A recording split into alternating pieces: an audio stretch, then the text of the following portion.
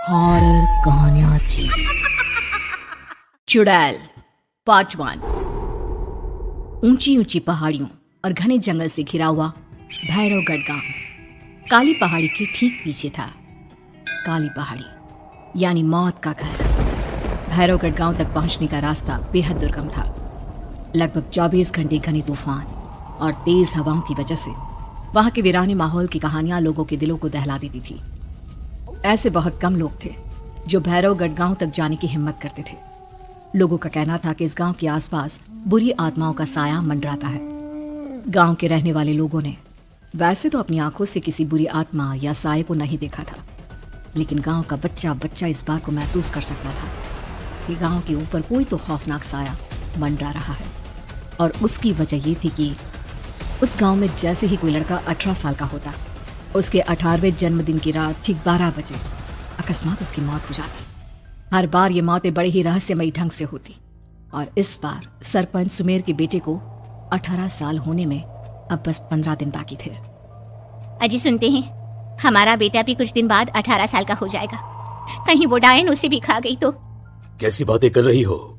जब वो इस गांव में ही नहीं है तो कोई भी डायन या बुरा साया उसका कैसे कुछ बिगाड़ सकता है? उसे कुछ नहीं होगा। हाँ जानती हूँ, आपने उसे पढ़ाई के बहाने इस गांव से बाहर निकाल शहर भेज दिया है, लेकिन ये भी तो सच है ना कि वो बार बार यहाँ आने की जिद करता रहता है।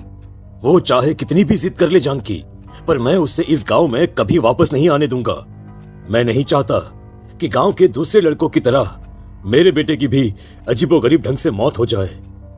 कभी कभी तो लगता है कि हम सब गांव वालों को हिम्मत करके अपने गांव को इस बुरी आत्मा से छुड़वा लेना चाहिए।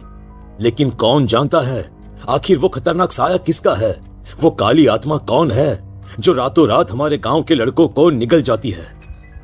सुमेर और जानकी जब ये सारी बातें कर रहे थे तब रात के लगभग 10 बज चुके थे और हर रात की तरह भैरवगढ़ गांव एक भयानक काले तूफान की आगोश में था। बाहर चल रही तेज हवाएं और बारिश के बीच कभी कभी ऐसा लगता जैसे कोई बुरी तरह से चीख रहा है। किसी के तड़पने और चीखने की आवाजें गांव के कानों में बार बार टकराती, पर वहां रहने वाले किसी भी औरत या आदमी के अंदर इतना साहस नहीं था कि वो अपने घर से बाहर कदम रख के उन आवाजों तक पहुंच सके। सो जाओ जानकी और घर के खिड़की दरवाजे कसकर बंद कर दो। अब जानकी सब खिड़कियां ठीक से बंद करने ही लगती है कि तभी उसे अपने घर के दरवाजे पर जोर जोर से खटखटाने की आवाजें सुनाई देती है। इन आवाजों को सुनकर जानकी और सुमेर के चेहरे डर से पीले और हाथ पैर ठंडे पड़ जाते हैं। जानकी, जानकी, इतनी रात कौन होगा? पता नहीं, ऐसा लग रहा है कोई बुरी तरह से दरवाजा खटखटा रहा है। अरे हाँ, पर किसी की आवाज भी तो नहीं आ रही। क्या करूं? दरवाजा खोल लूं या नहीं? कहीं ऐसा ना हो कि किसी को हमारी मदद की जरूरत हो।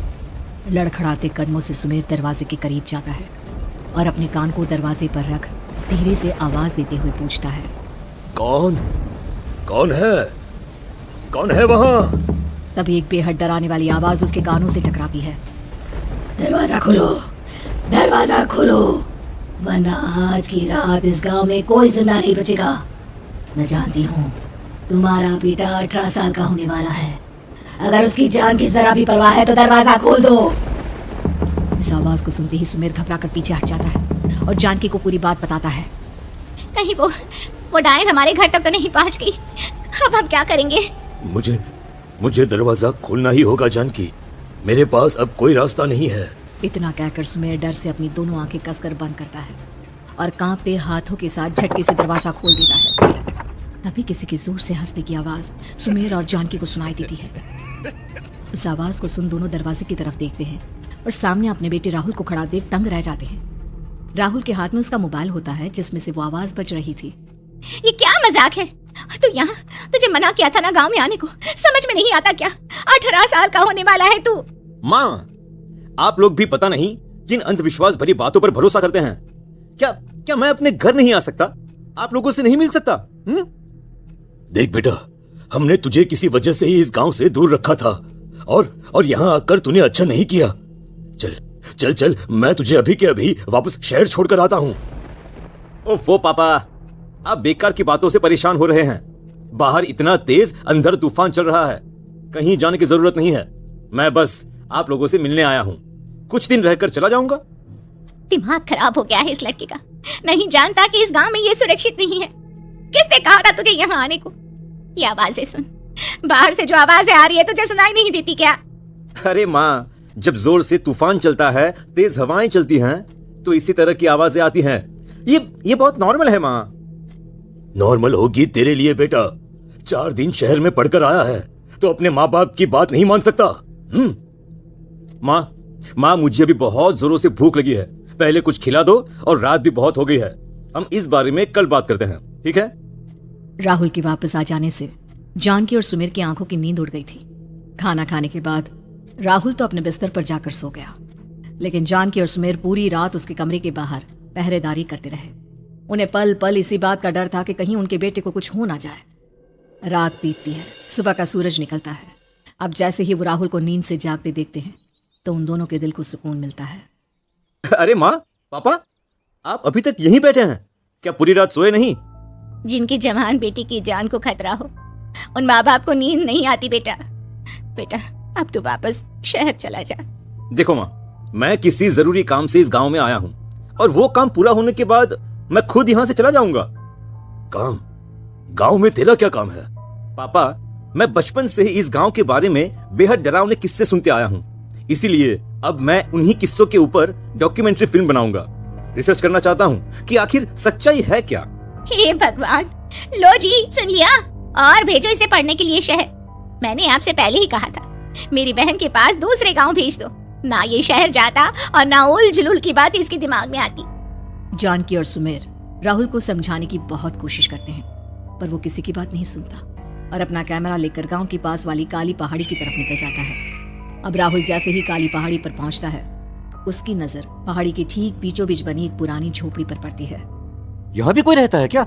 ये इंटरेस्टिंग होगा। राहुल की आवाज पहाड़ों से टकराकर उसके कानों में सुनाई दे रही थी। उसने चारों तरफ का नजारा देखकर वहां की तस्वीरें अपने कैमरे में उतारना शुरू कर दिया। तभी अचानक राहुल ने अपने कैमरे में खींची हुई तस्वीर को जूम करके देखा, और उसमें उसे जो नजर आया वो देखकर राहुल के होश उड़ गए। क्या सचमुच उस गांव के ऊपर किसी बुरी आत्मा का साया था? क्या राहुल की जान बच पाएगी? क्या देखा था राहुल ने उस फोटो में जिसे देखकर वो दंग रह गया?